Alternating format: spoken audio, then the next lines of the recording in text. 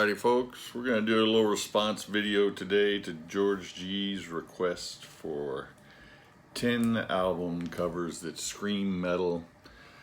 I always say I'm going to do these, I end up putting them off. Then I think, it's too late. I'm not even going to bother. But I saw somebody else post one yesterday maybe, and I was like, well, if they're still doing them, I'm going to get in on it because they planned on doing it week or two ago and just never got around to it. So I watched, I first saw Tony Tainted Lord 87's video on this, video response on this, and I watched his, and then I watched George's, just his intro to make sure that I had the concept down correctly. And then I haven't watched anybody else's videos because I didn't want their picks seeping into my brain and influencing me subconsciously. So first I started just going randomly and picking out, the first video albums that came to mind, and all of them were fairly obvious, especially for somebody who grew up in the 80s. They did scream metal, but I was like, probably too many people have picked some of these. So I just kind of started trying to pick some randomly off the wall that I thought maybe other people wouldn't pick, just to get a little variety in there. So we'll start off with a couple of vinyls here first. And the first we have Oz, Fire in the Brain.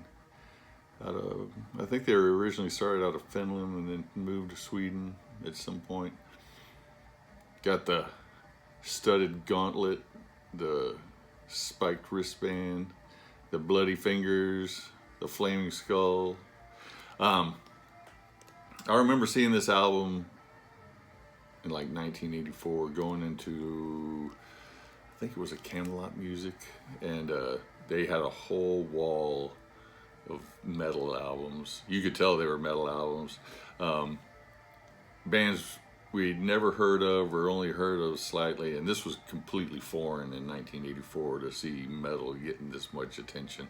I mean, there was Venom up there, Merciful Fate, Metallica, Talis, TT Quick, Exciter maybe, Oz was up there. So I did not buy this album back then. My 15-year-old brain at the time, if I'm doing math correctly, thought it was a little cheesy. I mean, I did like most of it, but I was like, man, come on, you gotta have a better looking skull than that one. A friend of mine bought it not long after that.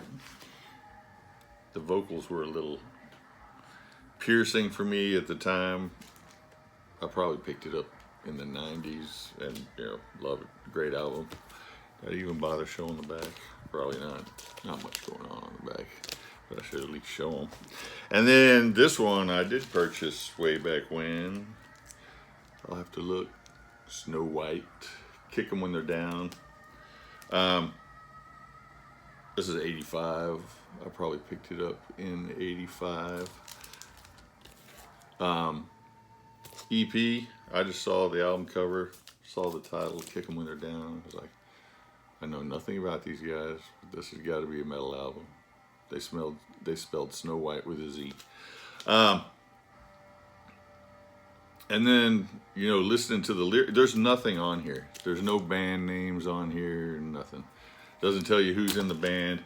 It just says I Tafoya wrote all the songs. And I think, and then on here it does say produced by Ian Tafoya. So I'm like, well, that's a guy. But he's singing about guys hurting his feelings on this album. So I was like, well, the music kicks ass. I'll just kind of overlook that part. I did not know that it was a female singing, because she really doesn't have a female voice. Not a female voice that you would have heard back then in 85. So Live for the Weekend, All Hail to Thee, Too Late, Turn Up the Pain.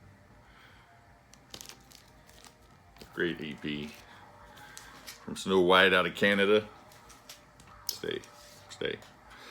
And then we got a couple CDs here. We got Attic, Invocation, the hooded figure, the naked female sacrifice on the altar. It's pretty metal. A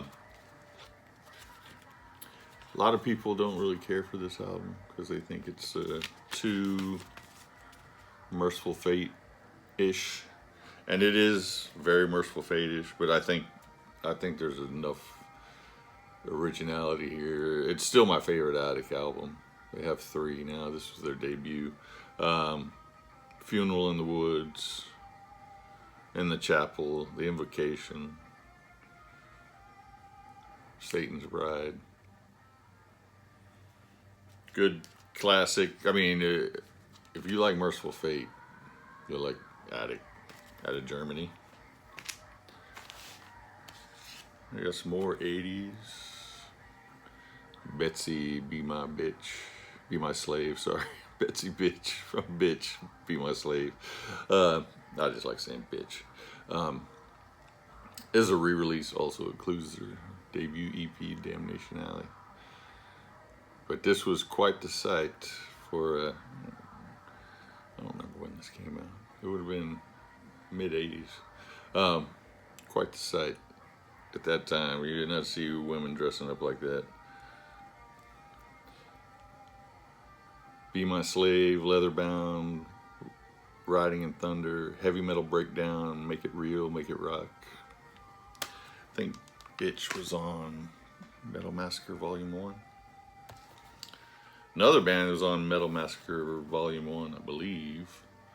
I remember seeing this as an import. Of course, that meant it was too expensive to buy, because imports were always like $2 or $3 more than a regular album, and we did not have that kind of cash to waste. I didn't anyway. So this is Cirith Ungol, King of the Dead. This is the obviously a reissue.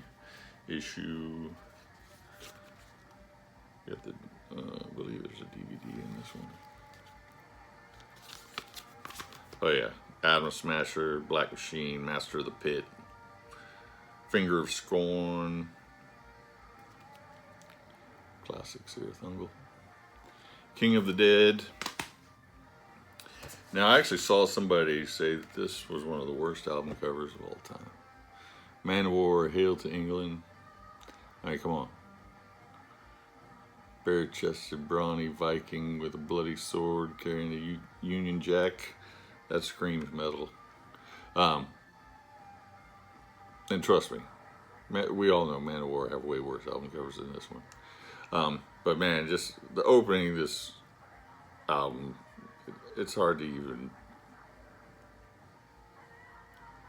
you can't just listen to one song. Blood of My Enemies, Each Dawn I Die, Kill with Power, Hail to England. And then you haven't even got to side 2 yet. So yeah, Manowar, Hail to England. There's some new wave or traditional heavy metal. We have Night Demon, Curse of the Damned. You got the candles, the skull, the dagger, the hooded menace with the axe. The eyes of the Satan are upon you in the background. Yeah, this is a great debut. Screams in the Night, Curse of the Damned, Satan, Howling Man. Great album. Great band.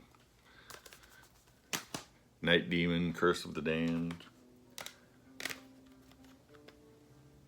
Riot, Thundersteel. This one might be a little more popular pick for some people, but I had to get Riot in there somewhere, and I figured this is the most metal one. You got the Metal Warrior with his tank body and howitzer arm.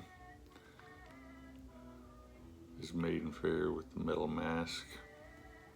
I mean, this whole album is just Thundersteel, Fighter Fall, Sign of the Crimson Storm, Flight of the Warrior, Johnny's Back, Blood Streets.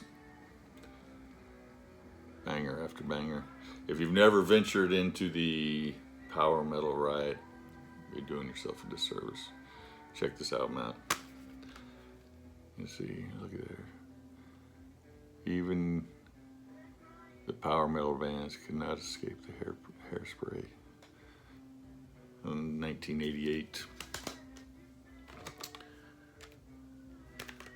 I wish I still had my vinyl of this one, but I sold it. And I sold it for like 4 times what I paid for it. And I paid quite a bit for it back in the 90s. Witchfinder General, Death Penalty, classic Doom, gratuitous boobs. Probably the most gratuitous boob shot on an album cover since Love Drive, at this time anyway. Got your priest, your monk, your inquisitor, your guard, putting the witch to death in the cemetery. That's metal. Invisible Hate, Free Country, Death Penalty, No Stayer, Witchfinder General, Burning a Sinner, R.I.P.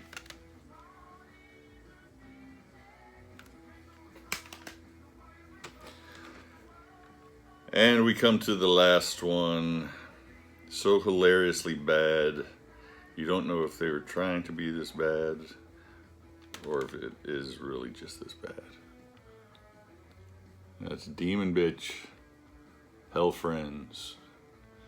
Now, obviously, there was a lot of horrible independent album art in the 80s. And obviously, these guys were going for that look. And you can't say they didn't capture it.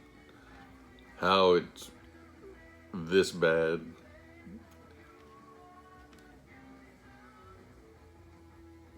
who knows?